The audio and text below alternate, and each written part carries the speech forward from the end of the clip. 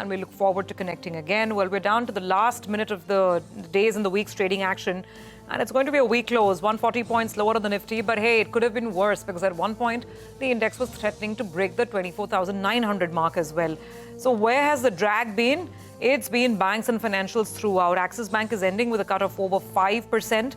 There are more names like HDFC Bank ahead of numbers, down 1.5% as well. Kotak Mahindra Bank is losing almost 2%. ICICI Bank managed to buck the trend. There's some green there, 0.5% up on ICICI Bank ahead of the numbers. Other weak names included Eternal, HUL, Trent, Titan. So these consumer names couldn't really offer much support to the market today. Pretty much fizzled out over there. Apollo Hospitals, Dr. Reddy's, even some of the pharma and healthcare names are on the red side of the screen. What did work? Well, Wipro, the earnings were well received by the market.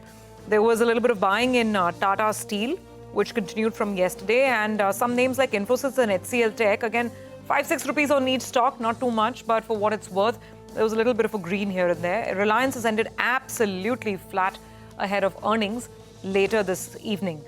Just very quickly wrapping out the action on the mid-cap side as well. Clean science, numbers was one thing, but the promoters selling stake in the market, that was not taken well by the shareholders. 9% down on that stock. Sterling and Wilson, Shoppers Stop, these are all result reactions and reactions on the downside.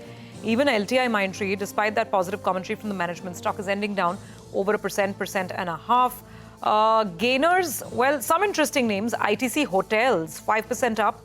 PVR Inox, almost 4.5% higher. And then GMDC, the stock that we were discussing on the show earlier as well, with all eyes on this PMO meeting on rare earths and how to ensure supplies for Indian companies over here, rare earth magnets. So that stock's holding up, it's gone home with a gain of almost 15%.